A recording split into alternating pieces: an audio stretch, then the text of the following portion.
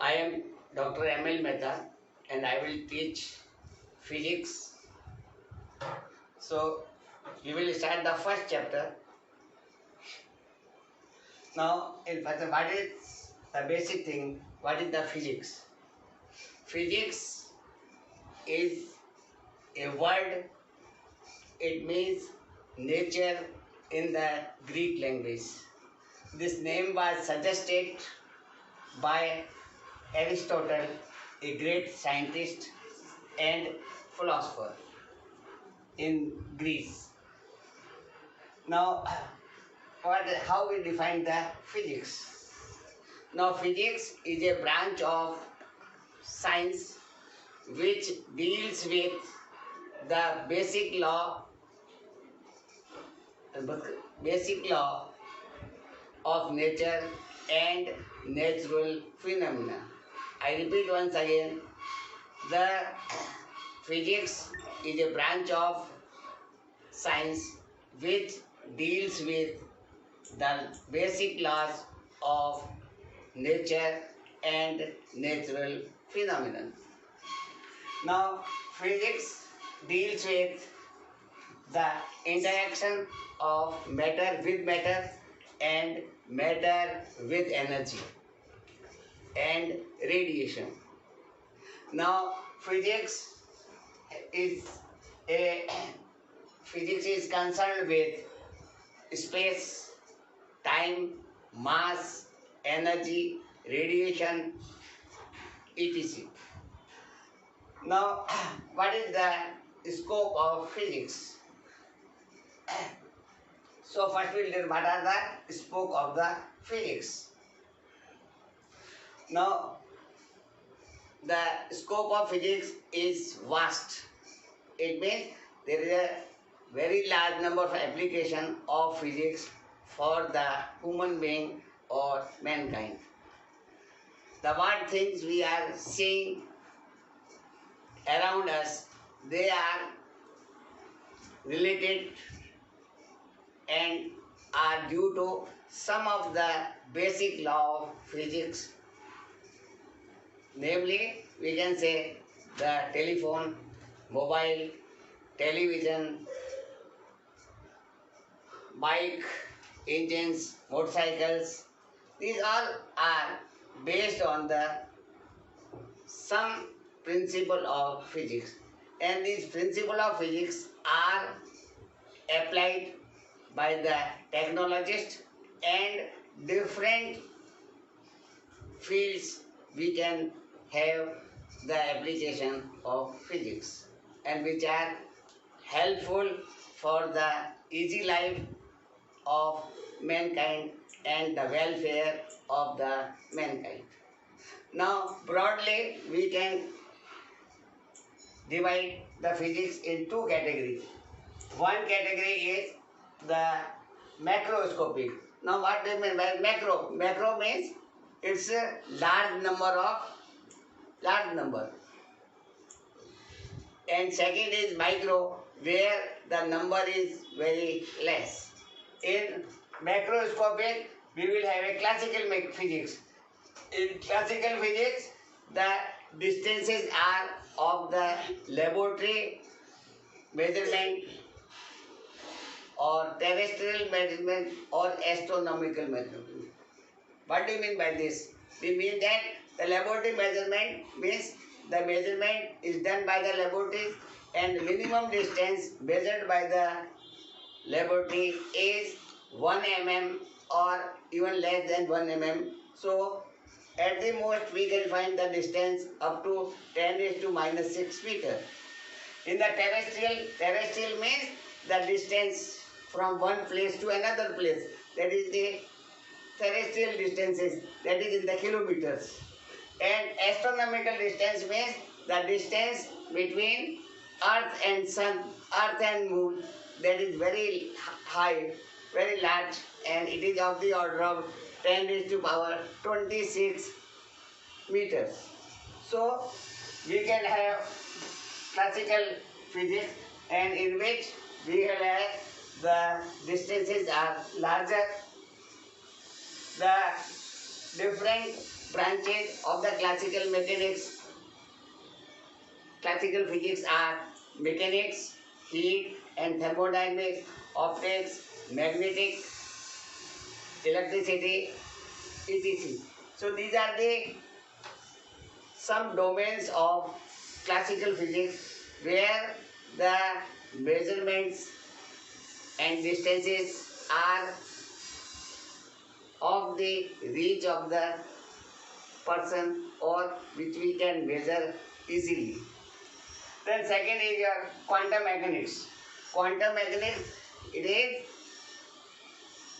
based on the microscopic. Microscopic means their number of particles is less. The distances are of the order of 10 raised to minus 10 to 10 raised to minus 14 meter.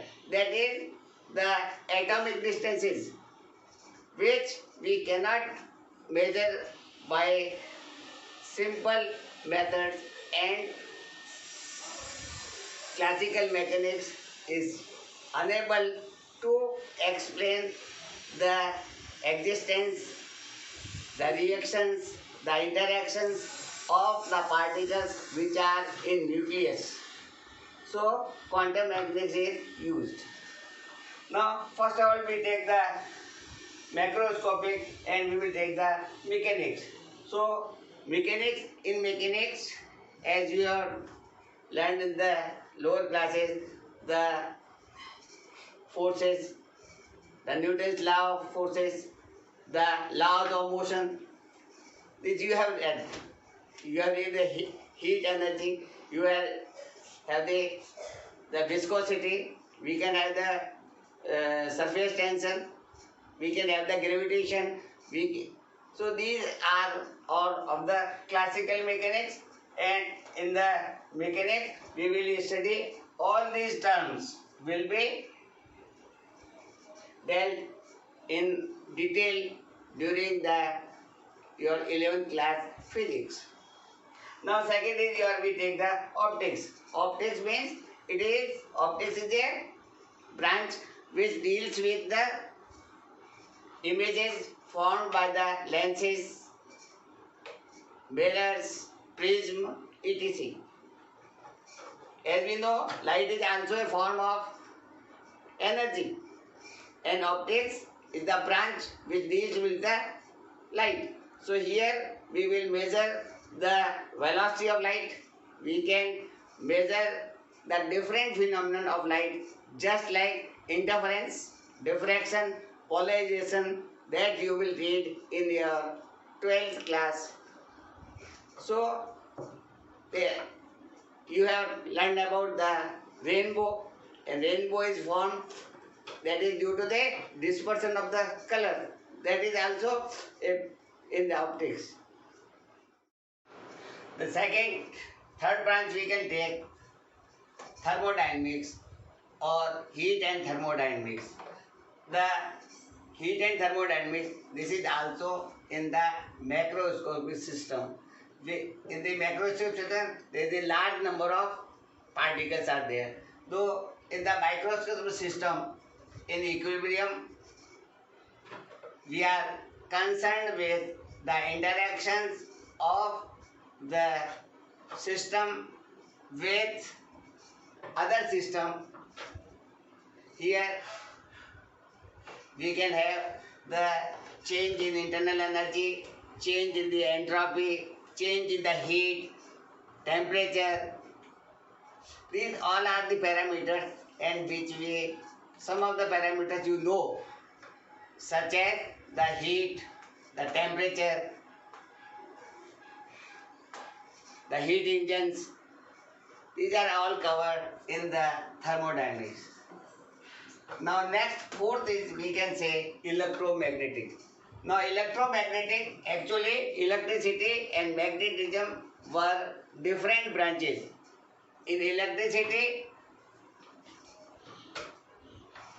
we are concerned with the charges and the movement of the charges, motion of the charges. Whereas in the magnetism, we are concerned with the magnetic substances and the magnetic field. So the electrical field and magnetic field, they are interrelated. So we give the only one term, electromagnetism. In electricity or in the electricity, we deal with the Coulomb's law. Coulomb's law, that is the force between two charges. Then Oersted law. Oersted law means when the current is passing through the conductor, then the magnetic field is created around it. Then Ampere's law. By Ampere's law, we can find the magnetic field due to the conductor. The motion of current carrying wire in the magnetic field. The electrical dynamo means the generation of electricity. The generation of electricity is due to the rotation of coil in the magnetic field. So, here we study when the current is passing through the conductor, then magnetic field is produced. Similarly, if we have a magnetic field and we have a coil and we rotate the coil, then this coil will generate the electricity. So, electricity and magnetism, they are interrelated. We cannot separate it. By electric current, we can find the magnetism, and by magnetic process, we can find the current. Now next topic is your relativity. Now if the velocity of the particle or a body is comparable to the velocity of light, then the mass, length, volume, time, they are not constant. They will vary as their velocity approaches to the velocity of light. Whereas in classical mechanics, the velocity of the particles or the body should be very small, and it is at the most some kilometer per second. But here it is when the velocity is nearly 10⁸ meter per second, then the quantities which are constant in the classical mechanics, similarly the length है, the time है, the mass है, energy है, they were constant, and they will not change with the time. But here, when there is a relative motion, or when velocity is comparable to the velocity of light, then the length, time, mass are variable. They are not constant. So these all are example of the macroscopic or classical mechanics and thermodynamics, optics, electromagnetism, and relativity. These all are in the macroscopic. Now the second thing is we have a quantum mechanics. Quantum mechanics is for the microscopic. In quantum mechanics is a mechanics which is applied for the micro distances. The distances are very small and the distances are of the order of 10⁻⁻10 to 10⁻⁻14 meter. So here we study the structure and constituents of the atoms. The constituents of atoms are electron, proton, neutron, and many other fundamental particles. The size of atom is of the order of 10⁻⁻10 meter, and the size of the nucleus, which is the central part of the atom, is 10⁻⁻14 meter. So here the processes or the phenomena which are related to the nucleus or internal structure of the nucleus, they cannot be explained by the classical mechanics. So we have to apply quantum mechanics to explain the various phenomena of the nucleus, such as fission, fusion, the radioactivity. All these phenomena can be explained by the considering the quantum analysis. Here we will not use classical mechanics for this because the results are not correct and we cannot explain these phenomena of the nucleus with the help of classical mechanics. So this is all are the scope of the physics, and as we know that the scope of physics is very vast. By using the principle of physics, whether it is a classical mechanics or whether it is the optics, when it is the thermodynamics, electromagnetism, relativity, we can have vast number of applications, and these applications are useful for the welfare of the society. Now, what are the excitement of the physics? Now, excitement of the physics, what do you mean by this? Suppose we are having a wide range and complicated physical phenomena, and this wide range of physical phenomena and complicated phenomena can be explained with the help of some of the laws of physics, and they can be explained. Now, second is